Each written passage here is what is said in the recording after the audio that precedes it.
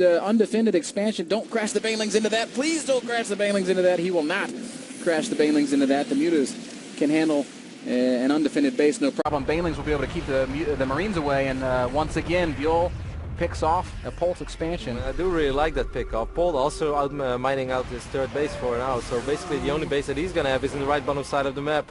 No, it's a trap! Whoa! Whoa! Whoa! Great connections there for the Widow Mines as Polt picks up many of Buell's expensive units there. So many mutas have fallen. They're down to just 9. Only 8 mutas on the map. 15 in production, though. Buell really loves Middleisk. There's no other way to put it. Yeah, he's got Hive Tech, and does he even have +3? Yeah, he has +3 on the mutas. On the ground army? I think Is there a ground army? There's not a single Zergling? Yeah, there's 3-3. Okay. Maybe it's 3-3 on the ground army. But no Ultralisk Cavern. I think... No, he never researched Pattern Jungle Lens either this map. You know, it didn't work out for him last time, and maybe he feels like he has to just continue to commit to the more mobile force. I mean, Polt is starting to really mine out. He's sending over his main base or his natural right now to the top side of the map. At the same time, while he's attacking, he's going to try to attack the 6th base. There is no Zerg army down here, so we've got 2 strong attacks coming from Polt, and Buell is struggling to defend each of them. As Widow Mines continue to connect well with the units of Buell. Polt has successfully denied the 6 o'clock expansion. Kev, there used to be a hatchery there, but I mean, but he gone. At a pretty big cost, though. He also lost a lot of units. Army supplies are even, and Polt was up 20 supply before. The Mutalisk count is on 21. As a few of them flew into a few Marines. A few more meters are on the way. This base is all that Polt has when it comes to mining. It feels like both players are so desperate for money right now. There's a huge pick off, 3 medevacs for free. He still has 9 of them. Buell will peace out, and it feels like a victory as the rest of the medevacs show up to heal. Each Marine with his own personal doctor. And it's an expensive one. It's not your regular Dr. Ben. He flies in a ship above. Private jet. Oh, banelings! That could have been a lot worse for Polt than it ended out to be. As it stands, it's just a painful missed opportunity for Buell. 155 supply to 120. Buell, not even with enough money to drop a new hatchery. Polt is critically trying to defend these last 2 mining bases, the bottom right-hand corner and the 12 o'clock 4th expansion. His forces are all at the top of the map except for these 3 Widow Mines, and if these mutas clump, Kev, if he right-clicks on a turret, what is going to happen? And he's not right-clicking on a turret. He's right-clicking on some mineral lines. SCVs are going to get ravaged, and this planetary is not long to this world. Very well done. Very few SCVs repairing this. Got it. And it will fall. At the same time, though, Ben, he's going to try to push again on the north side of the map when he knows all the Mutalisk out of production. Oh, my goodness. A couple of banelings do connect. I feel like we're seeing visible fatigue in this game as both players are starting to miss details that they were not missing before. Critically, Buell has got to defend this expansion. The Muta's going to make their way up to 12 o'clock. Polt's last mining base. If Buell can deny that, he might be able to win this game. Polt is very focused on killing this top left expansion. Mutas, there's nothing here to defend the Mutas. They're going to kill every single turret. The SCVs are going to be focused down. These are basically all of Polt's SCVs. He's down to just 20 workers. Marines do come back to defend. The command center lives for now, but this attack was also, in essence, a defense of the top left. It pulled Polt off that attack. Cool. All these mines are kind of left behind, so he's going to be able to pick up this. That's a massive pickup, as Polt is so poor on this moment. He's only mining up this base, and I feel like he lost a couple of his orbitals as well, because I don't feel he's dropping that. He only has 2 orbitals. No, he has 3 of them, but one of them is flying. The income tab for me, Kev. The gas income of these 2 players is just non-existent. Hey, it's at 16. And now it's gone. There's no more gas. Buell realizing it will be taking extractors now in the top left-hand corner of the map. All he can make are Zerglings, though, Kev. Oh, my goodness, that is a scary ball of bio to run into. And Buell is once more forced to disengage in the bottom right-hand corner of the map. That's 3 Zerglings, Kevin, and it's too much for Polt to deal with right now. Actually, very useful Zerglings, though, making sure that these mutas don't have to worry about it later. There are 28 mutas still on the map. Oh my god, it doesn't look like 28, but it really is. There are 41 Marines.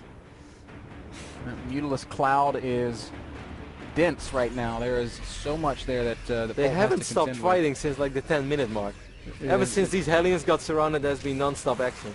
With every punch, there has been a counter punch. These two players bruised and bloodied, knowing that they have to secure these expansions. Polt's done a great job of constantly retaking bases. It's unreal, man, seeing how he just refuses to stop building command centers. He knows the importance of maintaining that income.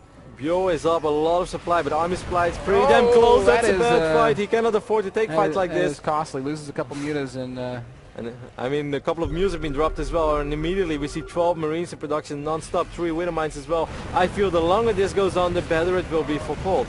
In a war of attrition, the Terran player should come out on top. You sure it's not nutrition? Well, I wasn't so sure until my good friend told me how to use it properly in a sentence.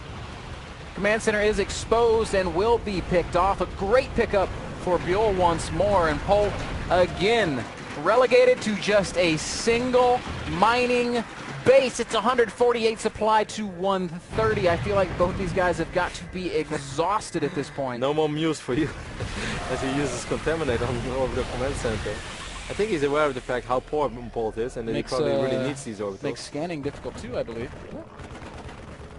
Buell going to try and take 6 o'clock, and there's nothing Polt can really do about it right now. Well, they're through 6 o'clock. One of the only bases that, well, I guess this one either, but that would be very awkward. It's such a close game. It's been such a good game, and I still don't really know how it's going to end. Polt has a pretty big army supply lead. Picking up that command center or orbiter in the right bottom side of the map was great, but he lost quite a few links and bailings in the process, and he's just not in a position where he can afford to lose anything like that.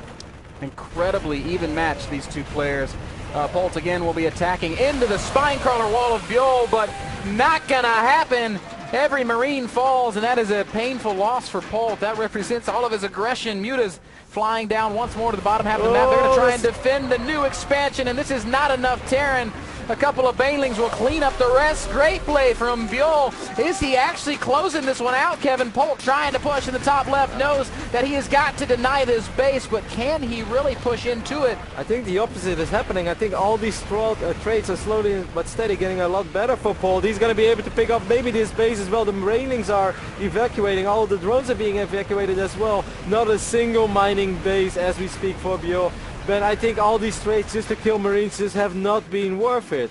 Bailings and mules are just so much more expensive, and you know, mules are pretty amazing. Somehow Buell down to just 16 mutas. He does find an opening in the defenses and picks off some of Polt's last remaining SCVs, but Widow Mines and missile turrets make it very difficult for a dwindling muta cloud. Oh, Marines stimming in. Represent a threat. Oh my God, this is huge. 6 more of the mutas fall, and then Buell is losing so much of his ability to control the tempo of this game. Those mutas are everything to him. They have kept him in the game. They have brought him back from behind, and they have won so many critical engagements. It is 110 supply to 125, and suddenly it feels like Polt is winning. With 59 Marines on the map against 63 links and 10 Mutalisk, I definitely feel like he is winning. Polt just does not die against Mutaling Bane. Widow Mines will get picked. Burrowed Banelings are not close enough to connect, and Polt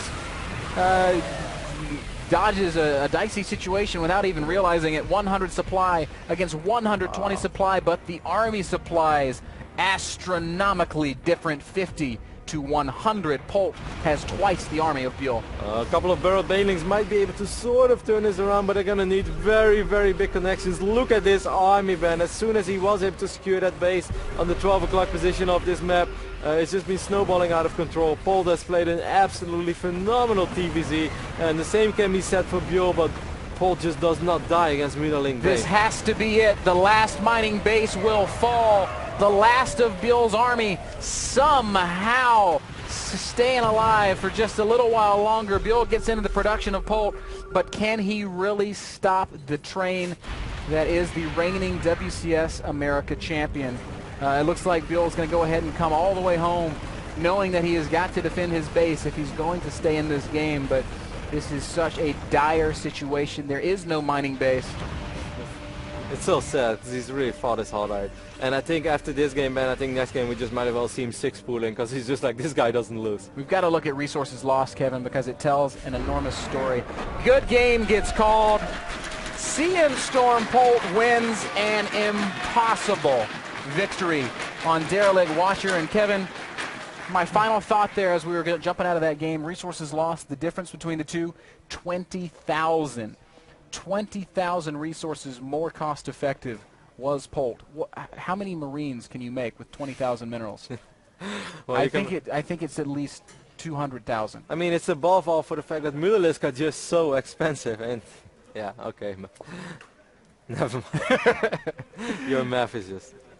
Phenomenal game. One of the best games of the tournament. I don't think anybody can really disagree with that. Both these players so worthy of the finals, so clearly and so evenly matched. I think that fight on the 6 o'clock position of the map, or maybe it was 7 o'clock, you know, a little bit off to the side, is one of the longest fights that I've seen in StarCraft 2 history. There was a full game with a lot of action of StarCraft 2 going on the rest of the map, and during all this there was just this non-stop ongoing battle as well in the 7 o'clock position. The amount of multitasking that was required to play that game from either side, it's so easy for Paul to one time look away and lose a lot of Marines, or for Bjorn to lose all of his banelings. It was phenomenal. I think we had to have 200 APM just to observe it. It was mind-boggling. I think it is understandable that these players might want a short break. So, guys, we are going to kick it into a commercial. When we return, it's match point, Kevin. Polt leads 3-1, and we'll be moving into Belcher Vestige. Don't go anywhere. You're watching the WCS America Finals.